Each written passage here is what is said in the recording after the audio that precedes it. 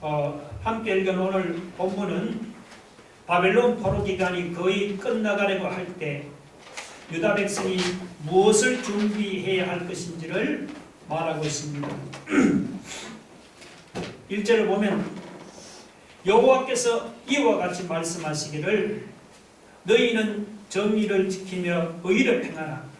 이는 나의 구원이 가까이 왔고 나의 공의가 나타날 것임이라 하셨도다. 그렇게 말씀했습니다. 1절에서 가장 중요한 표현은 나의 구원이 가까이 왔고입니다. 나의 구원이 가까이 왔다는 말은 유다 백성들이 바벨론에서 해방될 때가 가까이 왔다는 말입니다. 그동안 유다 백성은 바벨론에서 70년 동안 종살이를 하면서 많은 고생을 당했습니다. 그런데 하나님의 구원이 가까이 왔다는 것입니다. 바벨론에서 해방되어서 본국으로 돌아간다는 이런 기쁜 소식을 들었을 때 유다 백성들이 제일 먼저 준비할 일이 무엇일까요? 사람이 나라를 잃고 오랫동안 외국에서 유랑 생활을 하다가 고국으로 돌아간다면 어떨까요? 그러면 여러 가지 생각으로 마음이 막 들뜰 것입니다.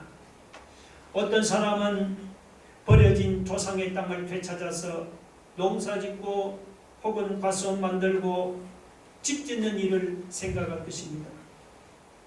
만약에 정치 지도자라면 어떻게 새 정부를 세워서 나라를 이끌어 나갈 것인지를 아마 생각할 것입니다.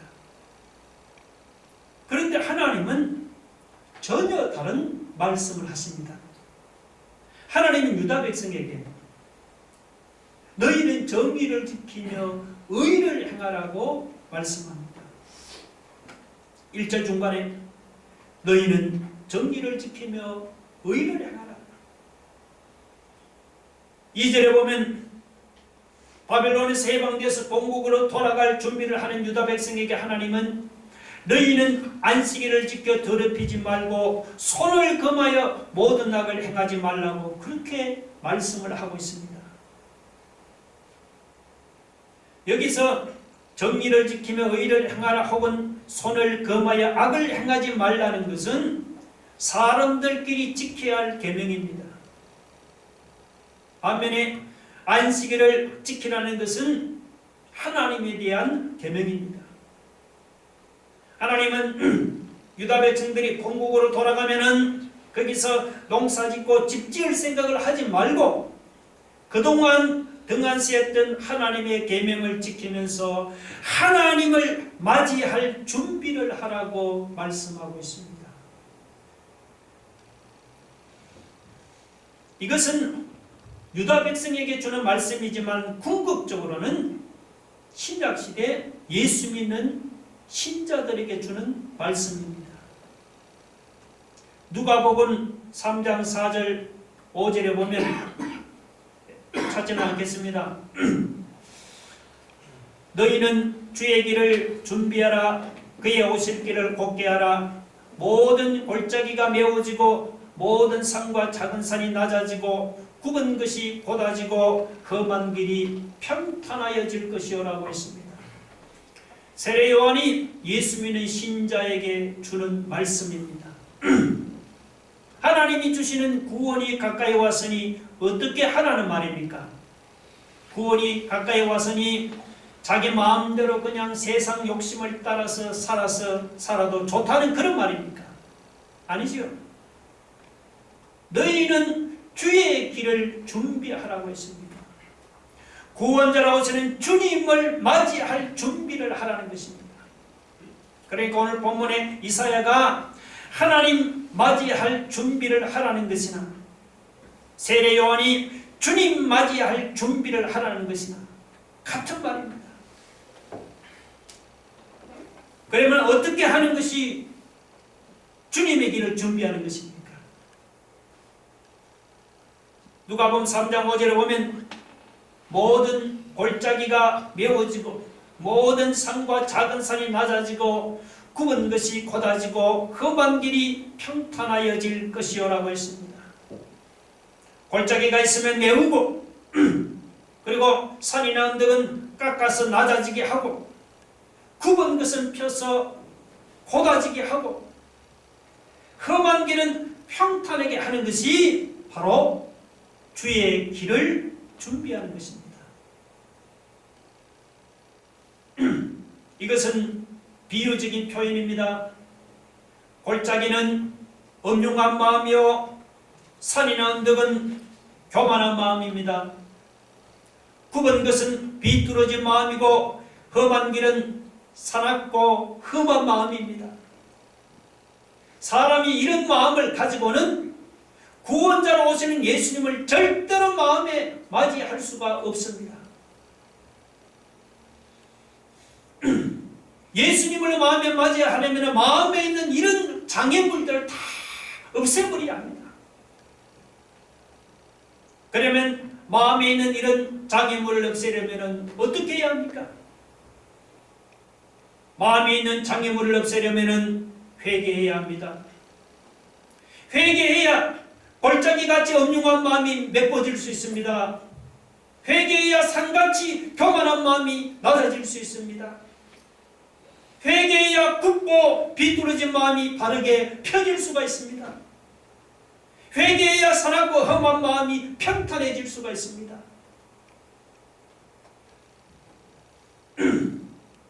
지금은 이사야 때처럼 하나님의 구원이 가까이 온 것만이 아니지요. 지금은 하나님의 구원이 우리에게 이미 임했습니다. 우리에게 찾아오신 예수 그리스도가 바로 하나님의 구원이 아닙니까?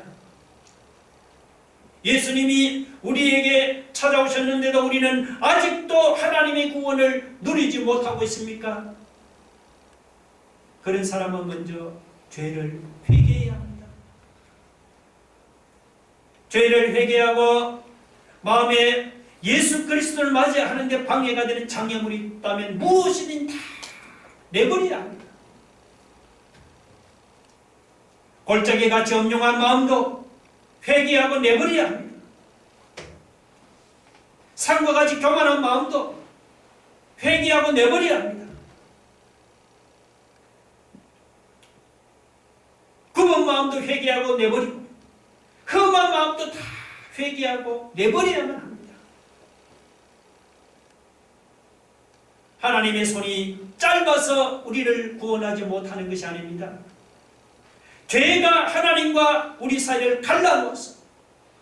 그래서 하나님의 구원이 우리에게 임하지를 않습니다.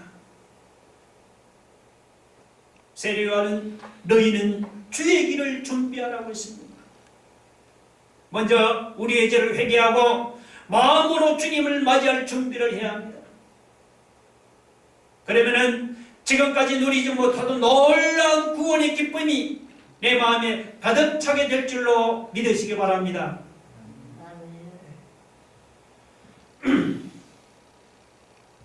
그 다음 여러분 4절 한번 보세요.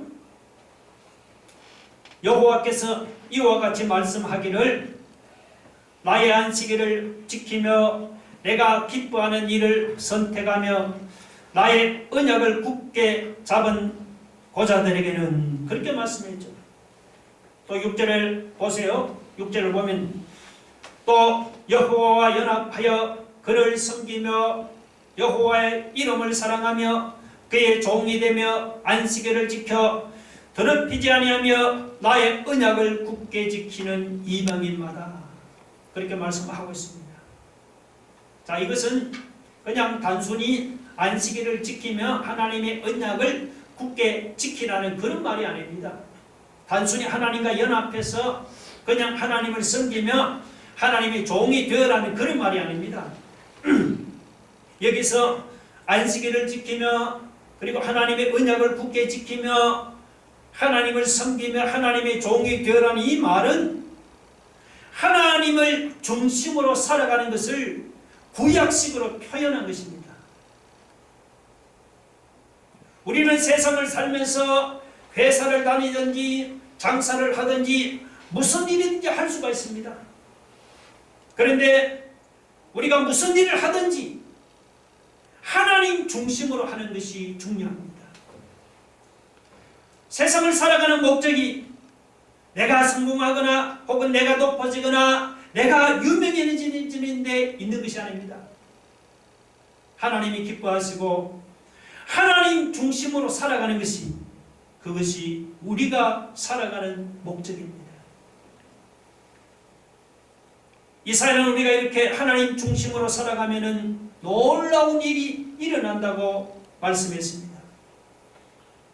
3절 한번 보세요. 여호와께 연합한 이방인은 말하기를 여호와께서 나를 그의 백성 중에서 반드시 갈라내시리라 하지 말며 고자도 말하기를 나는 마른 나무라 하지 말라. 자, 여기서 여러분 여호와께 연합한 이방인은 누굽니까? 여호와께 연합한 이방인은 이방인들 중에서 개종하고 하나님께로 돌아온 사람들이에요. 또 율법을 보면은 이 고자는 하나님의 성전에 들어갈 수도 없고 하나님의 백성으로 인정받지도 못했습니다. 그런데 바벨론 포로 기간 중에는 이방인들 중에서 개종하고 하나님께로 돌아온 사람들이 많이 있었습니다. 유대인들 중에도 다니엘처럼 고자가 된 후에 바벨론 왕궁에서 환관이 되거나 혹은 높은 고관이 된 사람들도 많이 있었습니다. 유다 백성들이 바빌론에 있을 때는 여호와께 연합한 이방인들이나 혹은 고자들이 유다 백성들과 같이 지내는데 별 문제가 없었습니다. 그런데 이제 바벨론에서 해방되어 본국으로 돌아오면은 상황이 달라질 수가 있습니다. 그때는 다시 유다 백성의 선민의식이 살아났습니다. 여호와께 연합한 이방인 혹은 고자들은 하나님의 백성이 될 수 없다면서 차별할 수가 있었습니다. 그런데 이사야는 지금 놀라운 말을 하고 있습니다. 무슨 뜻입니까? 여호와께 연합한 이방인도 그들이 하나님 중심으로 살아가면은 유대 땅으로 돌아가서도 하나님이 자기들을 하나님의 백성 중에서 갈라내지 않는다는 것입니다. 사람들이 그런 뜻입니다. 마른 나무같이 아이를 못 낳는 고자들, 그들이 하나님 중심으로만 살아가면 본국으로 돌아가서도 하나님이 자기들을 하나님의 백성으로 받아주신다는 겁니다. 중요한 것은 유대인인가 이방인인가 하는 것이 아닙니다. 고자인가 고자가 아닌가, 이게 중요한 것이 아닙니다. 중요한 것은 안식일을 지키며 하나님이 기뻐하는 일을 하며 하나님의 언약을 굳게 잡고 지키느냐, 이게 중요하단 말이죠. 하나님을 섬기면서 하나님을 사랑하며 그리고 하나님의 종이 되어서 하나님 중심으로 온전히 살아가느냐, 그것이 중요한 것입니다. 만약에 여호와께 연합한 이방인이나 고자처럼 하나님의 백성이 될 수 없는 사람이라도 그들이 안식일을 지키면서 하나님의 언약을 굳게 잡고 하나님을 사랑하고 하나님을 섬기면서 하나님의 종이 되어서 하나님의 중심으로 살아간다면 하나님은 그들을 하나님의 백성으로 받아주시고 그들을 하나님의 백성이 되게 해주겠다고 말씀했습니다. 5절 7절 그런 뜻이, 5절 보시오. 내가 내 집에서 내 성 안에서 아들이나 딸들보다 나은 기념물과 이름을 그 고자들에게 주며 영원한 이름을 주어 끊어지지 아니하게 할 것이라 했잖아요. 그들이 하나님 중심으로 살아가면 이렇게 해준다는 거예요. 또 7절에 보면 이방인도 마찬가지죠. 여호와께 연합한 이방인들이 하나님 중심으로 살아가면 어떻게 합니까? 하나님께서 내가 곧 그들을, 이 바로 이방인들이요, 그들을 나의 성산으로 인도하여 기도하는 내 집에서 그들을 기쁘게 할 것이며 그들의 번제와 희생을 나의 제단에서 기꺼이 받게 되리라. 그 구절이 바로 그런 뜻입니다. 지금도 마찬가지입니다. 유대인인가 이방인인가 혹은 고자인가 고자가 아닌가 이게 중요하지 않듯이 지금 하나님 앞에서 부자인가 가난한 자인가 지위가 높은가 지위가 낮은가 능력이 있는가 능력이 없는가 배우는가 배우지 못했는가 이런 것이 중요한 것이 아닙니다. 무엇이 중요하죠? 하나님의 계명을 지키면서 하나님의 언약을 굳게 잡고 하나님을 섬기면서 하나님의 종이 되어서 하나님 중심으로 그 사람이 살아가느냐 살아가지 않느냐 이게 중요한 것입니다.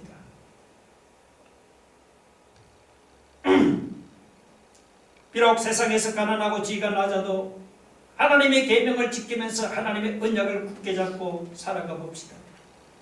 비록 능력이 없고 비록 배우지 못해도 내 마음 하나님을 사랑하고 하나님을 섬기면서 하나님 중심으로 그렇게 살아가 보자는 겁니다. 우리가 이렇게 하나님의 계명을 지키면서 하나님의 종으로 하나님을 섬기면서 우리가 하나님 중심으로 살아가면 오늘 본문의 표현을 빌리면 고자나 이방인 같이 하나님의 백성이 될 자격이 없는 사람도 하나님의 백성으로 받아주시고 하나님의 백성이 되게 해주실 줄로 믿으시기 바랍니다.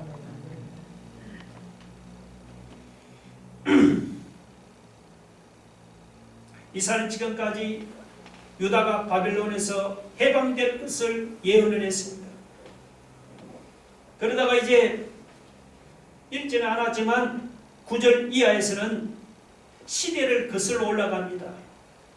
시대를 거슬러 올라가서 유다가 바벨론에 침략당하는 사건을 예언을 했습니다. 자, 9절 보세요. 들의 모든 짐승들아 숲 가운데 모든 짐승들아 와서 먹어라. 자, 이것이 들의 짐승들이나 혹은 숲 가운데 이 짐승들은 뭐냐? 이것은 유다를 침략하는 바벨론 군대를 가르칩니다. 들짐승들이 양떼를 잡아먹듯이 바벨론 군대가 침략해서 유다를 잡아먹고 말았습니다. 유다가 아수르에 침략당하는 것은 이사야서에 나와 있지요. 히스기야 당시 18만 5천 대군이 나왔죠.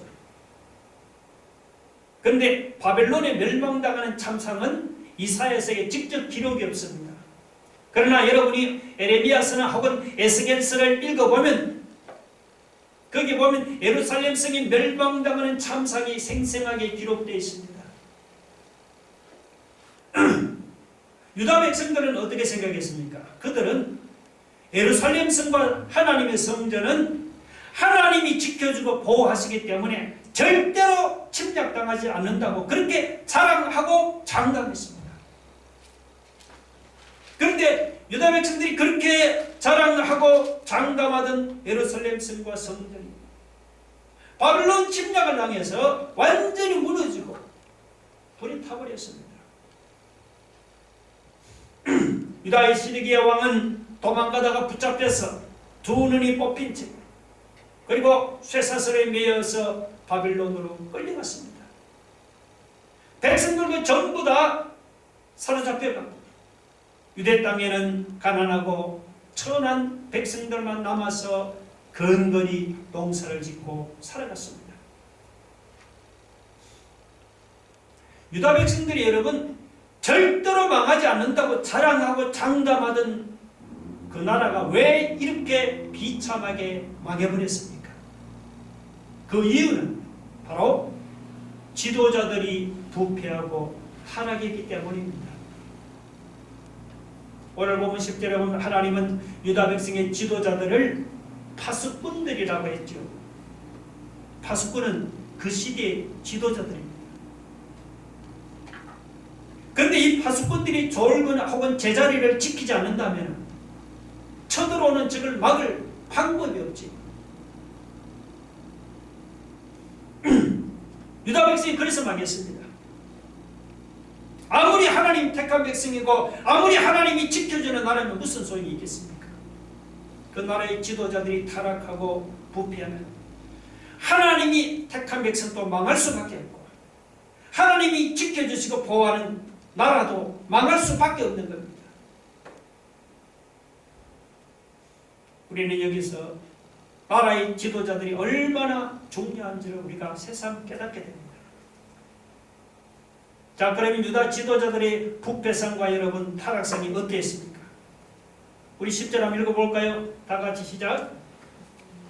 이스라엘의 파수꾼들은 맹인이요 다 무지하며 벙어리 개됩니다. 짓지 못하며 다 꿈꾸는 자들이요 누워있는 자들이요 잠자기를 좋아하는 자들이니 지도자들이 맹인처럼 눈이 멀고 짓지 못하는 벙어리 개와 같았습니다. 한다나만이 꿈같이 허황된 것을 따르고 게으르게 누워서 그냥 잠만 잤습니다. 11절 보면 지도자들을 개라고 불렀습니다. 이 개들은 탐욕이 심하여 족한 줄을 알지 못하는 자들이요 그들은 멀찌감한 목자들이다. 다 제 길로 돌아가며 사람마다 자기 이익만 추구하며 게으른 데다가 탐심은 또 끝이 없었습니다. 지각이 없었어. 지도자의 사명에는 멀찌감하고 제 길로 돌아가면 그냥 자기 사정만 챙기고 자기 이익만 챙기는데 정신이 없었습니다. 그뿐이 아니죠. 자, 여러분 12절 보세요. 오라 내가 포도주를 가져오리라. 이 지금 유다의 타락한 지도자를 두고 하는 말이죠. 우리가 독주를 잔뜩 마시자. 내일 또 오늘같이 크게 넘치리라 하느니라. 지도자라고 하는 사람들이 이렇게 지금 술독에 빠져서 향락과 방탕을 일삼는데 어찌 그 나라가 여러분 온전할 수가 있겠습니까? 이런 나라는 아무리 하나님이 택하시고 하나님이 지켜주시고 보호하는 나라도 막을 수밖에 없는 거예요.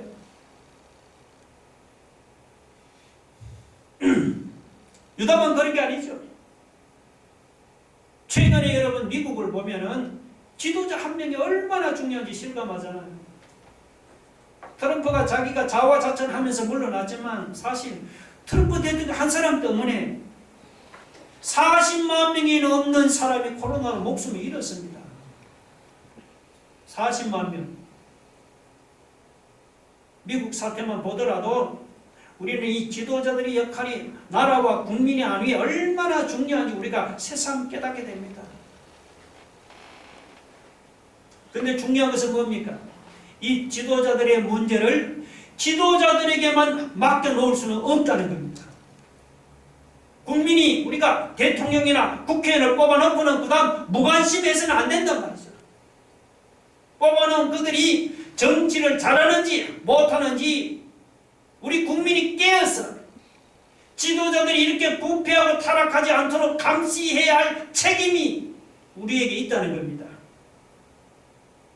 우리가 깨어서 감시를 해야만 지도자들이 국민을 무서운 줄 알아서 부패하거나 타락하지 않습니다.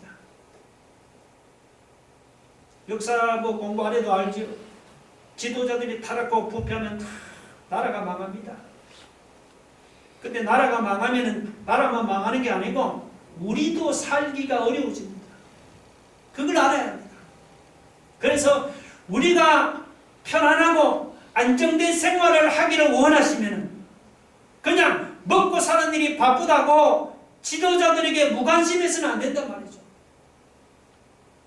우리가 편안하고 안정되게 살아가기를 원한다면은 우리가 뽑아놓은 저 지도자들이 나라를 바로 다스리는지 우리가 두 눈을 부릅뜨고 그렇게 감시할 수 있기를 바랍니다.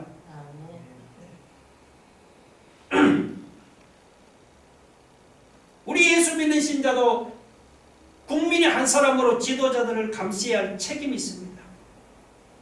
그런데 예수 믿는 신자는 단지 지도자들을 감시하는 것으로 책임을 다한 것이 아닙니다.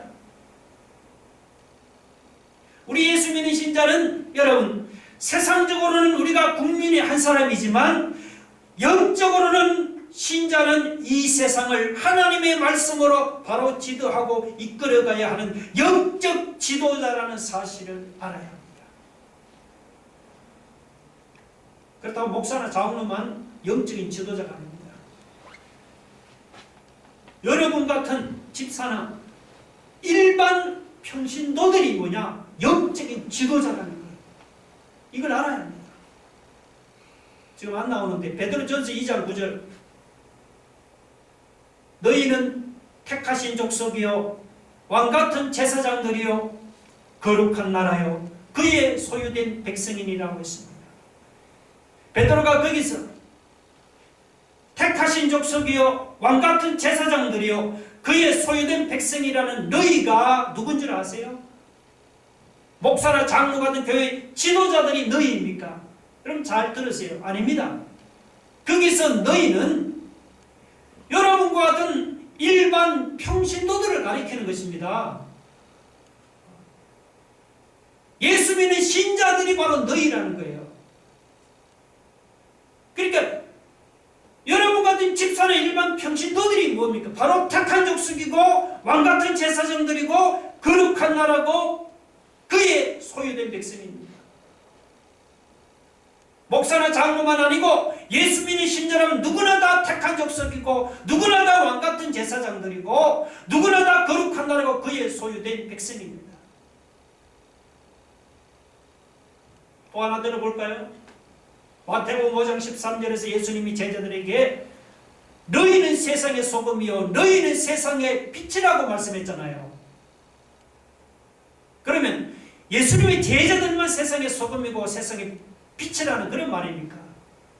저나 여러분은 예수 믿어도 우리는 세상의 소금이 아니고 세상의 빛이 아니라는 그런 말일까요? 그렇지 않습니까?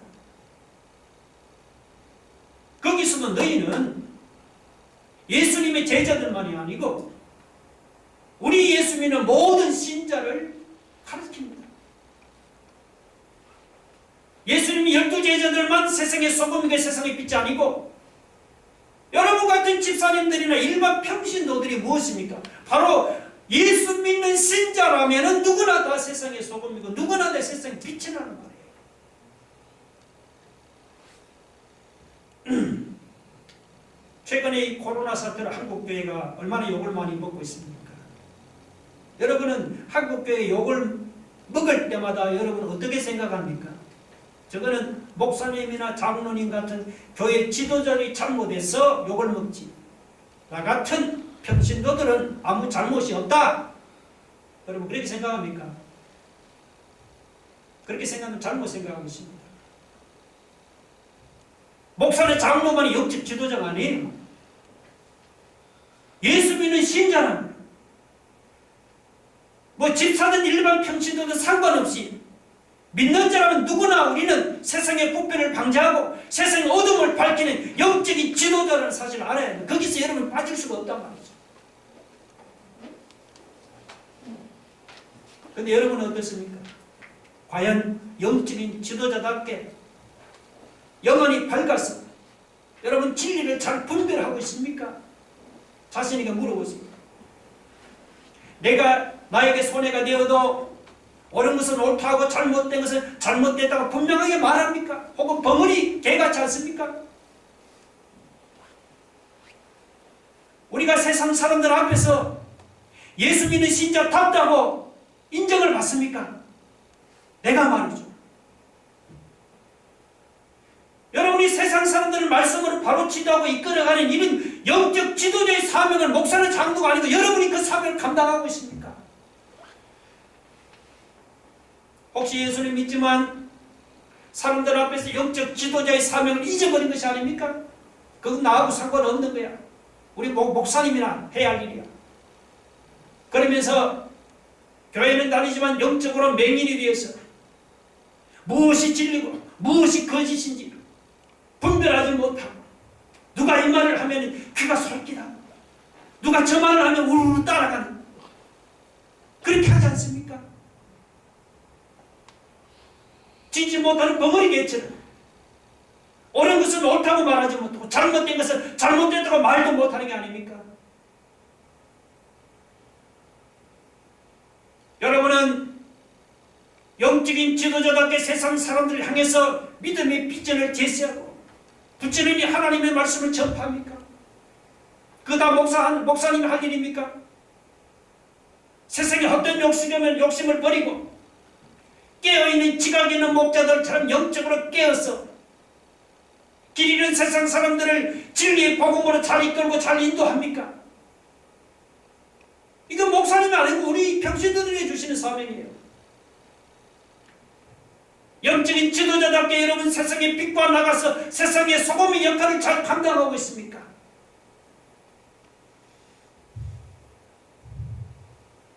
혹시 세상 사람들을 향해서 비전을 제시하는 것이 아니고 그냥 꿈꾸는 것 같은 허황된 이야기만 늘어놓지는 않습니까? 부지런히 하나님의 말씀을 전파하는 것이 아니고 그냥 게으르게 누워서 영적으로 잠만 자고 있는 것이 아닙니까? 지각 없는 목자들처럼 사람들을 어둠에 빠뜨리고 내 자신이 그냥 세상 탐심으로 가득 차서 나의 이익만 챙기는 데 정신없는 것이 아닙니까? 오늘 이 말씀들이 우리를 향해 주는 말씀이 아닐까요? 예수 믿는 신자가 이렇게 신자답지 못하고 이렇게 타락하면 어떻게 됩니까? 세상을 바로 지도하고 바로 이끌어가야 하는 우리 영적인 지도자가 우리가 이렇게 부패하면 어떻게 됩니까? 그러면 지금처럼 세상 사람들 앞에서 교회가 욕을 먹고 비난을 당하게 되어 있습니다. 예수 믿는 신자가 세상 사람들 앞에서 우리가 비난당하지 않기를 원합니까? 우리가 세상에서 영적인 지도자로서 세상을 바로 지도하고 우리가 밖으로 이끌어 나가기를 원하신다면 우리는 여기 나오는 유대 지도자들처럼 이렇게 세상에서 부패하고 타락해지지 않도록 우리 자신을 스스로 돌아보고 자신을 바로 잡을 수 있기를 주님의 이름으로 축원합니다. 다 같이 기도하겠습니다. 여러분 예수 믿는 신자가 바로 우리가 세상을 지도하고 이끌어 영적인 지도자입니다. 예수 믿는 신자가 우리가 타락하고 부패하면 세상 사람들 앞에 지금처럼 교회가 욕을 먹고 비난당합니다. 여러분 유대 지도자들처럼 이렇게 부패하고 타락해지지 않도록 우리 스스로를 잘 돌아볼 수 있기를 바랍니다. 또한 이 땅의 지도자들이 타락해서 유다가 망했지요. 우리가 먹고 살기 바쁘다고 지도자들이 무관심하면 그럼 나라가 어지러지면 제일 먼저 서민이 어려워지는 거예요. 우리가 뽑은 지도자들이 나라를 바로 다스리는지 두 눈 부릅뜨고 감시해야 합니다. 하나님은 우리가 가난하고 능력 없어도 우리가 하나님 중심으로 살아가길 원합니다. 하나님 중심으로 살아가면은 고자나 이병인같이 하나님 백성이 될 자격이 없는 사람 하나님의 백성을 받아주시려고 해서 주여 연약하고 부족하지만 이 땅에서 코로나 어려운 중에도 우리가 하나님 말씀 붙들고 하나님 중심으로 죄를 회개하고 마음으로 주님을 맞이할 준비를 하면서 살아가기를 원합니다.